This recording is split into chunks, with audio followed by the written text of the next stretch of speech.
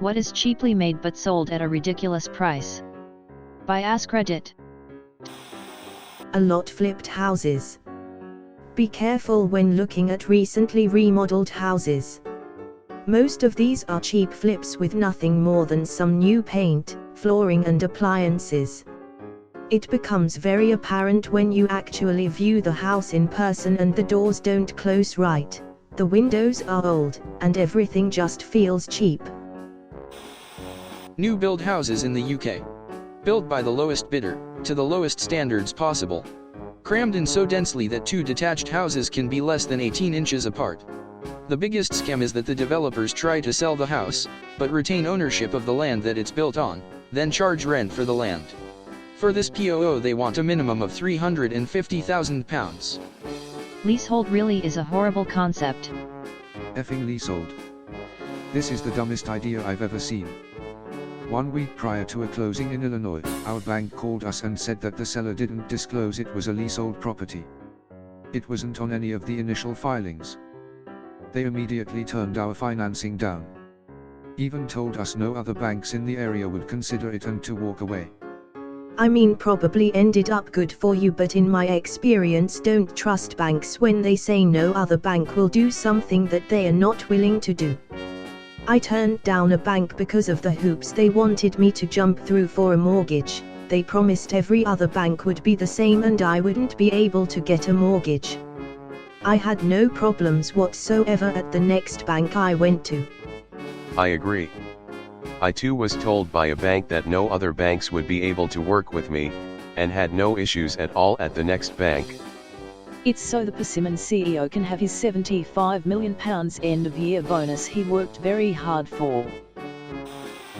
I'll never forget learning that the movie theater I worked at paid $5 for a 24-pack of Dasani bottles. We charged $4.50 for one. The movie theater near me has a Starbucks built in with the same prices as other nearby Starbuckses. It's the cheapest drinks at the theater. Grey Goose vodka. Didn't they make the bottles taller so they would only fit on the top shelf? Ingenious. Basically.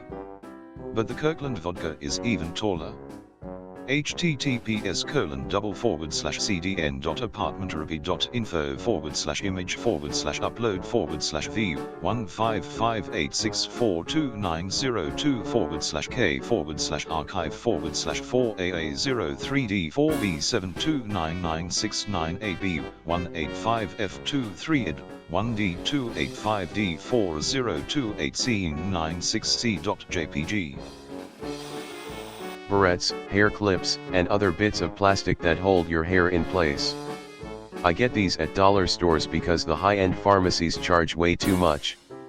Pharmacies charge way too much on everything. My local pharmacy sells Mucinex for like $20 on the shelves, but if you ask the pharmacist for straight guaifenesin, it's $3. Same med. If you need a cough suppressant, you can buy Robitussin cough gels. Absolutely correct. If you ask the pharmacist, we've got the exactly what you need but in cheap looking packaging that wouldn't move if placed on the shelf stuff behind the counter. And we can help you pick the right stuff if you tell us your symptoms. Happy smiley.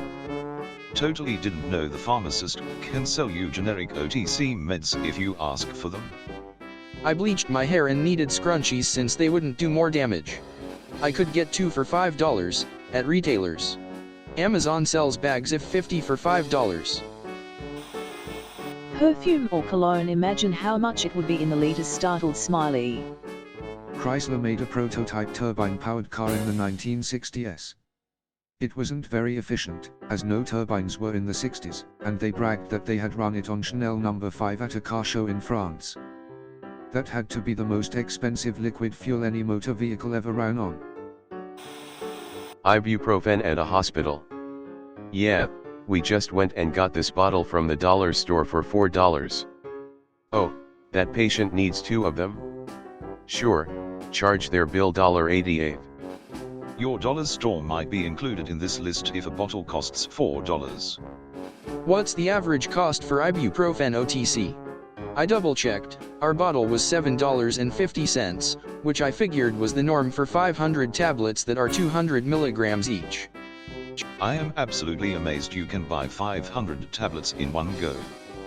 Here, UK, they are strict on paracetamol and ibuprofen, you can't buy more than like 28 of each at a time.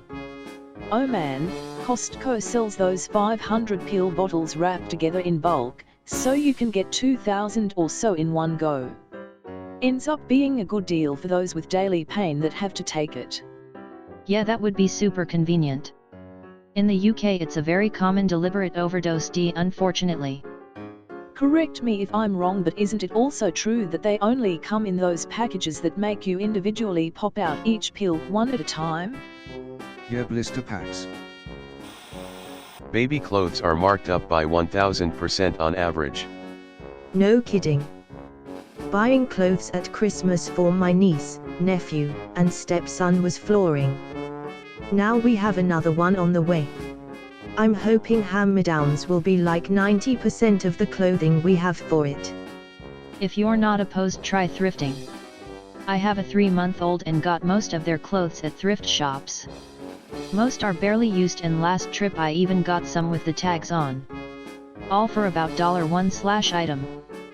100% agree. Babies outgrow their clothes pretty quick, so it's really easy to find clothes that are in good condition too. Plus babies aren't gonna care if they're in fashion. I worked at Babies R Us back when it was still around, and people would walk out with literal full shopping carts of clothes without paying, and they didn't do anything because it wasn't worth the effort to the business. Designer handbags, at least in recent years, to meet the demand of the newly rich. None, they are perhaps not that cheaply made, but still not the value of the prices they command. I somehow ended up watching a few documentaries on the luxury leather business, and we might as well call 95% of what gets out of Italy slave leather, from the human to the environmental impact. It's a poo show even before you come to the stupid price tag. For the same price as an overpriced and mass-produced bag, I'm pretty sure you can find an artisan and work with them for a one-of-a-kind bag. Printer cartridges.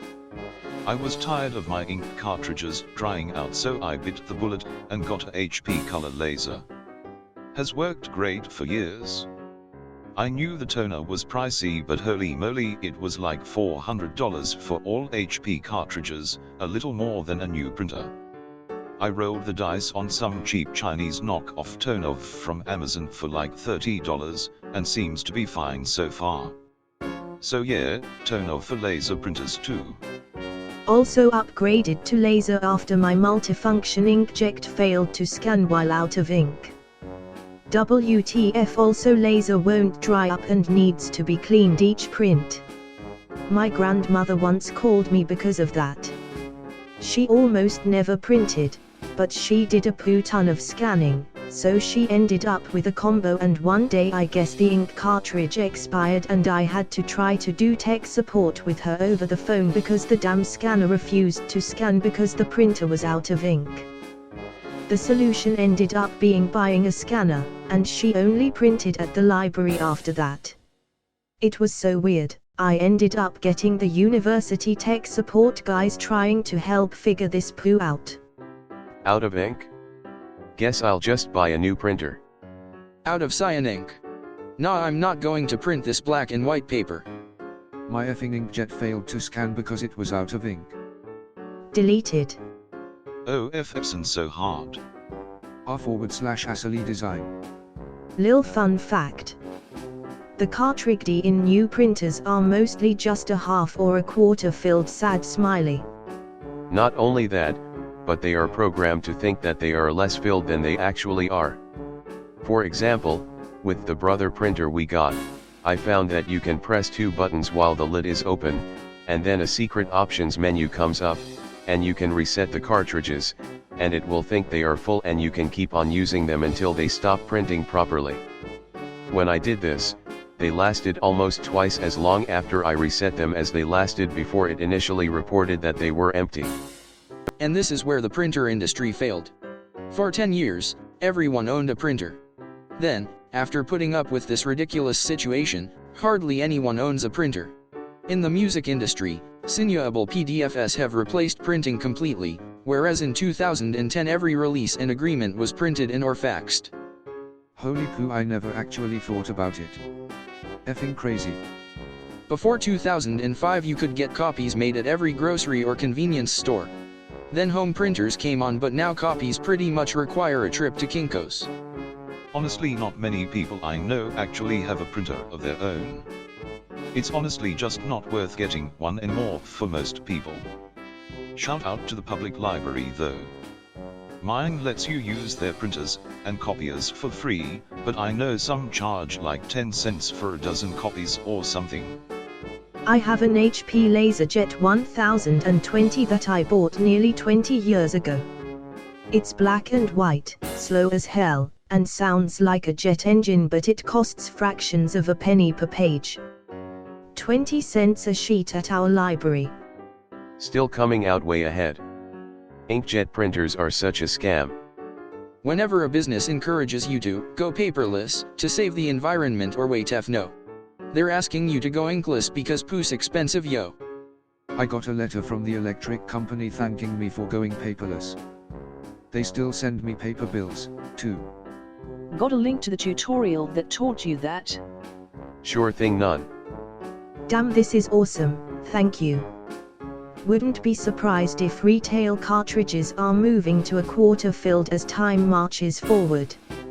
Came to say this. I remember seeing a video where a guy said that making one cost about 12 cents but they sold for more than $10. That's where the companies make their money from printers. Apparently printer ink is more expensive, by gallon, than human blood. My mum has a printer that uses tanks of ink which you can refill instead of cartridges. She says it's cheaper and better for the environment, and we've had it for like 2 years now and we've still not used up the ink bottles it came with. I'm a kindergarten teacher, so our office uses lots of color ink for kids' worksheets and crafts and so on. We use those large tanks. Even with 20 teachers printing all through the day, one refill lasts a good month or so. Then we just have extra bottles on hand to refill them. They are an excellent solution. Sodium chloride 4 bags in hospitals in the United States. It costs less than $1 to make, but hospitals can charge over $200 plus per bag. $500 per bag, or so I have seen on medical records. Every hospital is different due to shenanigans with various insurance companies. What, you can literally buy them for like $5 each online? I wonder how they'd react if you said, wait, I brought my own. Edit, guys, corkage fee was funny the first time, but you don't all need to say it. They'd likely find a way to charge you just as much for setting up and using your bag, even they even allowed you to use it at all. None. Deleted. AP pens. They cost like $2 to make and then are sold for like $150. Paid $400 2 years ago. After 2 years, and with an expiration date looming, I start looking for opportunities to run into bees just so I can feel like I got my effing money's worth. Maybe I'll finally visit that botanical garden I've been wanting to check out during the spring. I made this joke the last time I saw my allergist and he laughed at first. But a few minutes later I saw him frantically searching for coupons. Who would win? Homo sapien with a jabby stick, one pollen boy. Spoiler, if it's me, I'm betting money on the bee for my family to have. Bottled water. None Nestle is effing soulless. They have argued that clean water is not a human right. State officials carried out a 20-month investigation and concluded in December that the company doesn't seem to have valid rights for much of the water it's been drawing from the forest north of San Bernardino. But Nestlé argued in a written response to the State Water Resources Control Board on Friday that it has rights to take at least 88 million gallons each year, nearly 3 times as much as it took in 2016. That stance conflicts sharply with state investigators' findings, and with arguments by Nestlé's opponents that the company doesn't have any water rights at all in the national forest. None when they announced the findings of their investigation on the 20th of December. State officials told the company it appeared to have a right to divert up to 8.5 million gallons per year from a source called Indian Springs, based on 1912 plans to bottle water in Los Angeles. But they said the company doesn't appear to have valid rights to divert more than that, about a fourth of the 32 million gallons the company piped from sources in the forest in 2016. There was a caveat. State regulators said Nestlé likely could claim some amount of percolating groundwater, which is defined as groundwater that's filtering down to an aquifer and is not subject to the Water Board's legal authority. But they said in their letter to the company that a significant portion of the water Nestlé has been taking appears to be diverted without a valid basis of right.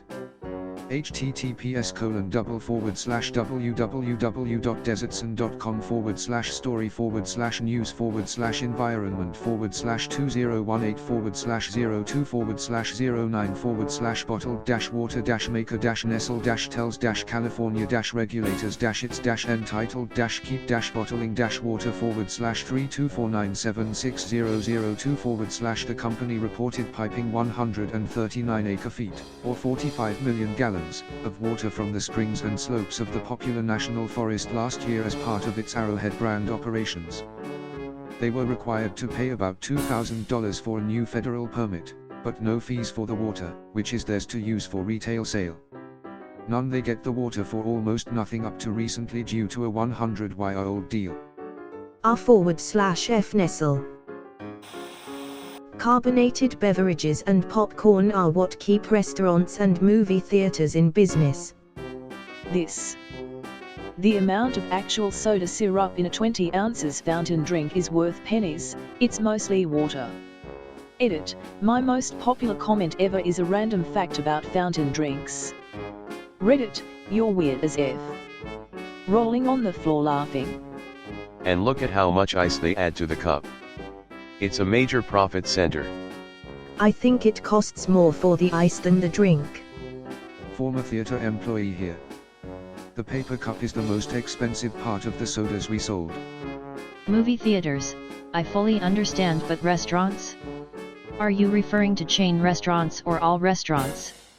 All restaurants that would offer fountain drinks. I used to go to a game store that had a decent soda fountain. You could pay $5 for unlimited soda for the night. I talked to the owner, and asked how he manages to run a profitable game store where no other game store in the neighborhood succeeded.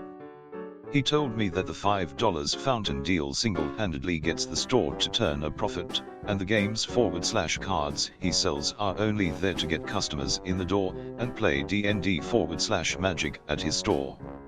Food costs a lot, but soda is effing pennies for the store selling it. At a certain point you'll see restaurants transition towards selling alcoholic beverages over sodas because alcoholic beverages have even higher profit margins, but naturally there's certain barriers of entry, clientele, licenses, market, that just aren't there with sodas, which is why you don't see booze at every restaurant. Friend of mine invests in local businesses, and his rule regarding restaurants is he will only invest if they have a liquor license. It both shows they have the competency to get one as well as an absurdly high profit margin compared with food. That's genius. He can sell snacks cheaper than elsewhere, break even, he can sell his product at a lower cost to beat competitors, prizes for Magic are either provided or come from tournament entry fees. You get 20 people to buy the fountain deal every night, and that's probably $99 profit. Not a ridiculous amount, but at the very least it assures you can at least break even and stay open even when sales aren't the best. People always need a place to play games. Any cable, USB, HDMI etc. They cost pennies to make. Company I used to work for would give us cables at the price they purchased them for. I would get HDMI and cell phone cables that would retail at $15, $20 for around $1, $2. Where did the company get them from where it's that cheap? They were all made in China. The company was the manufacturer of them, and they would resell the cables. This is where most electronic retailers make their money, Computers and TVs have very little markups, but cables and accessories, and financing and services, are where they make their money. I worked at Best Buy and their employee discount was 5% over cost, so it was pretty easy to tell what was being marked up quite a bit. The amount of people that buy wires from electronics stores for $30/50/100 is still crazy. I guess it's mostly the older generation who get told they need an HDMI lead for their new TV, but don't realize they can go onto Amazon and get the exact same thing for $5 instead of $50. When you need a cable, you need a cable. It means something isn't working. You can go get it fixed immediately for $20 or wait 4 days to get it fixed for $5. There have been many times I've paid slightly more because I need something working now, not tomorrow. It's my cable, and I need it now. Yeah, but $5 for an HDMI cable isn't really that bad when you consider the costs of shipping and storage. The cable itself may cost pennies, but getting it to you costs more than the cable itself. Edit. Guys, when I said shipping costs, I was talking more about the cost of shipping from their factory across seas and stocking them in warehouses and stores, not the additional 50 cents package from ordering online. I think they're more referring to those premium HDMI cables that places like Best Buy sell for $30 a pop. Edit. Please Lord, stop telling me about the specs that differentiate HDMI cables from one another.